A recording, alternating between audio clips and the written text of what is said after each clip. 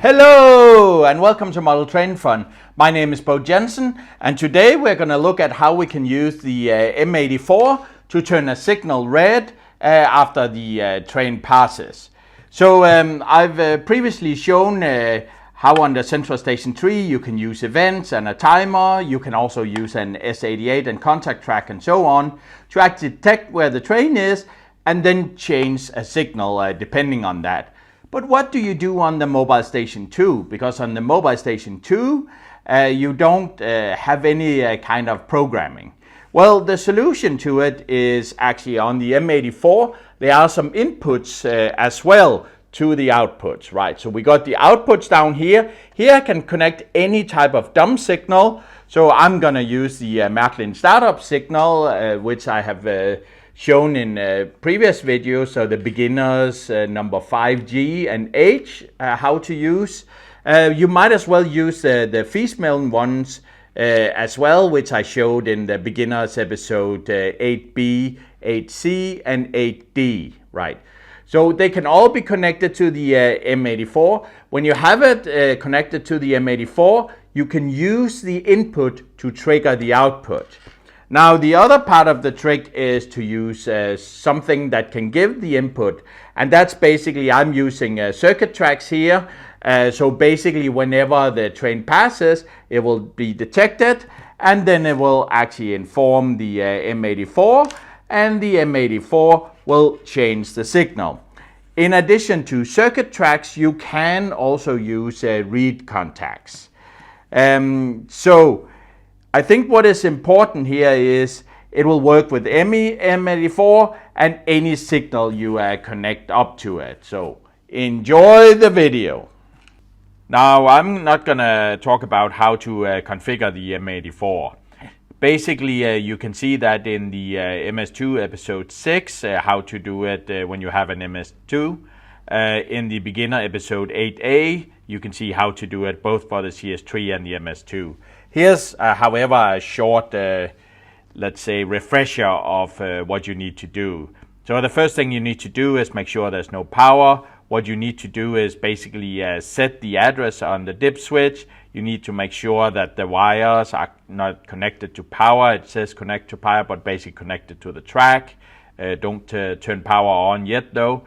If you have the Central Station and a black M84, you can set the address to a blank address and then basically just discover MFX and then you will have it handy there. If you have the Mobile Station 2, you need to look in the manual, you need to figure out what address you want to use and then you need to configure that on your dip switch according to what it says in the manual. Do remember the last one, number 10 or number 0, is really the one that sets the format. So if it's off, it's Märklin Motorola. If it's on, it's DCC. And then you can use your Mobile Station 2 by pressing the turnout, going into the accessories, finding the right address, and then you can use it. If you have a CS3 with the white M84, you need to do the same thing as for the MS2, so the Mobile Station 2. Basically look in the manual, set the address, remember the format, and then you go into edit, add article, and then you can basically manually add the article to the address you have set the M84 for. So in this case here you see it's set for 9 to 12, so then you can create 4 articles, 9, 10, 11 and 12, and then you can use it like that. Here we have the Märklin M84, which is the black edition, which is Märklin 60842. I might as well have used the white edition, which is Märklin 60841. So let's have a look at this one here. So far I've made quite some videos about how to use the outputs down here. However, today we're going to use the inputs as well. So up here you see there's a row of connectors up here. They actually look like the other ones, but there's only 3 here. They are numbered here 1 through 8. And there's a 9 down here. So what can we use these up here for? Well, basically these are inputs. So the idea is if one of these inputs are activated, then the corresponding output down here is activated. And the way they're numbered is number 1 here is the first output, which is what you see here. That's output 1, red. So that's the first output. Then remember the center one is basically just to power one, either one on either side. And then the second output is 1 green, which is over here. So number 2 over here will activate the second output down here, which is the 1 green. And when I say second, you can see they're numbered 1 through 4. However, this is the default setting where they're tied together 2 and 2. So on each of these blocks here, they're tied together. So if I take output 2, I can use it as red over here and green over here according to the dots. However, I can also reprogram my M84. So from a more logical perspective, this is actually the port or output number 3, right? And why is it number 3? Because there's one output here, that's 1 red, there's 1 green, and then there's 2 red. So that's number 3, that's number 4, and that's number 5. So 3 red here is number 5. So if I want to activate that using the inputs, then I have to activate number 5 over on this side. And in this way, you can activate something here on this side, and then it will actually change the output on the other side. So how do I activate the inputs here such that they will change the outputs? Well, basically what you need to do is connect a brown wire or the 0. So you need to connect a brown wire that's connected to the track. In this case, if you touch the brown wire here to input 1, for example, then basically what it will do is it will activate 1 red. If I activate it, or if I touch the brown wire on port 2 over here, then it will activate 1 green and so on. So what can I do, or what can I use for activating these? Because I don't want to just put a wire on here. Well, what you can connect to the inputs here are circuit track or reed switches.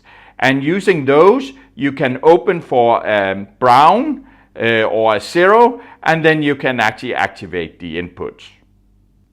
In this video, I'm going to use a circuit track to actually activate the input on the M84. But I might as well have done it using the reed contacts. So if we look at a circuit track, how does it actually work? Well, first of all, you see here the circuit track has something interesting here in the center of the track. So this is this circuit track here. There's a little switch here. You can see that. I can move it backwards and forward. So the idea is when the train comes along, so let's say it comes from left towards right here on the screen, then the slider will actually touch this one and push it and activate it. Correspondingly, if it came from the right hand side and went to the left, it would activate it, and then it would activate it to the other side here, right? So you can see you can activate it to this side or to this side. So the cool thing about the circuit track are they are actually directional, and you can check which way they actually, which way the train actually went past. If we look on the back side of this one here, oh, maybe I should say this is the 24994 circuit track, which is a short 94 millimeter long track. There are also an R1 piece and an R2 piece as well.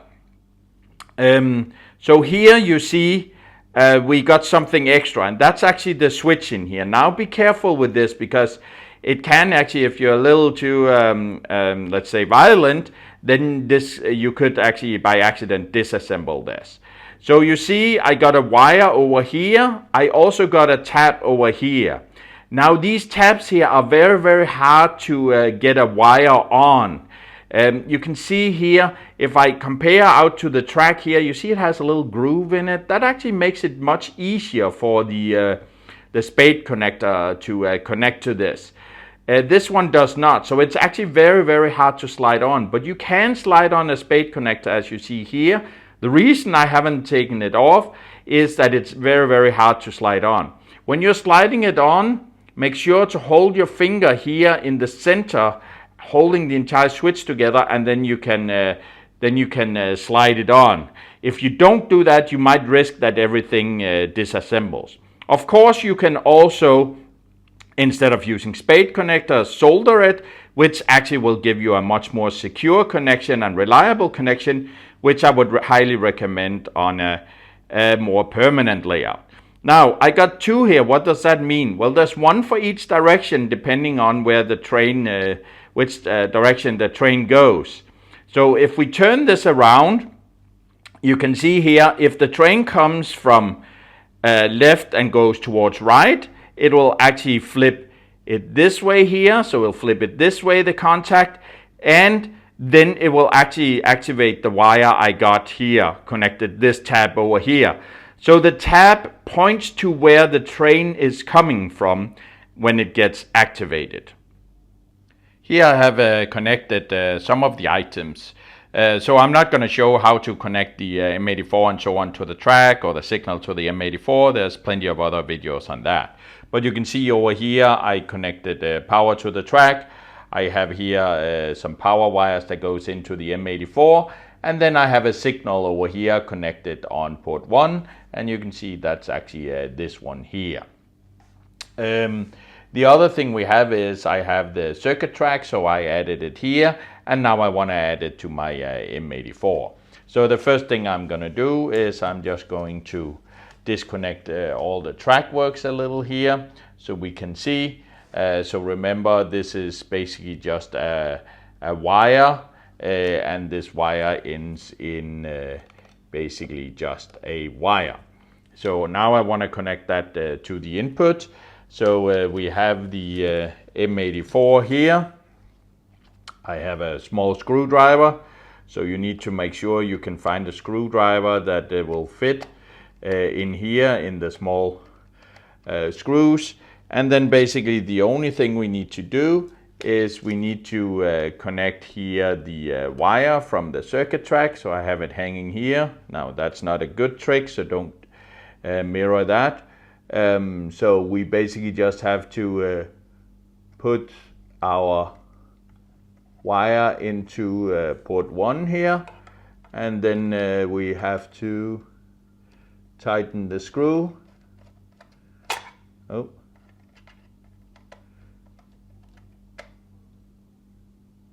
All right, I think I got it now. You give it a little tug to make sure it's okay, and then we reassemble everything.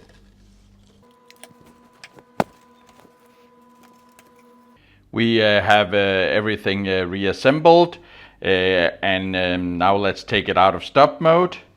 You can see the signal here is actually red. It's maybe hard to see, so it's actually red. I can actually change it between red and green. So now it's red, and we want the simple way of testing this. What is this? Well, actually turn the signal green. So now you see we got it at green, and then basically just pretend you're the train, and then you just use the slider down here. So let me try and see if I can do this. So I'm basically just gonna brush around along the center rail, and then whenever we get to the switch, you'll see it actually automatically goes to red. Now we cannot get it back to green unless we go back to our device, and we can basically press green again. So I did this on either the mobile station or central station. See, I roll the finger along here, and then you can see it turns to red. I go back to my control station, turn it to green, and you can see it basically works like that. So very easy. Now where would I place my signal? Well, this is my circuit track. So let's assume the train comes from left and goes towards right. Well, we want this to turn it red after the train has passed. So basically what I would do is I would place the signal just before the circuit track, like this. And that basically means whenever a locomotive comes, as soon as it passes, it will actually trigger the circuit track and turn red. So in this way, I get the effect that as soon as the locomotive has passed, but not necessarily the entire train, then would turn red. If you want the effect that the entire train has to pass, well then take your circuit track and move it further down the line. The other thing you have to think about, what happens if it's not the locomotive in front? So when is it not the locomotive in front? Well, that could be the case in case when you have a cab control car. So if you have a cab control car and you stop here and wait for green and then you pass, then that cab control car needs to have a slider in order to trigger this one. Otherwise, it would not automatically turn it red. Now, that's typically the case for Märklin control cars, or it's typically the case for control cars where you need light in it because you need the slider anyways.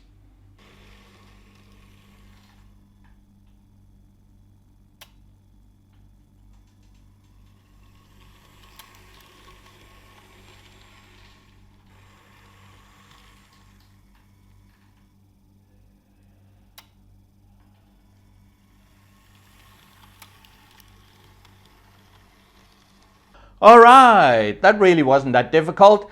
Basically, we put in a circuit track, we put in a wire to the M84, and then we have the great solution that whenever the locomotive or the train passes the green signal, it will automatically turn it red.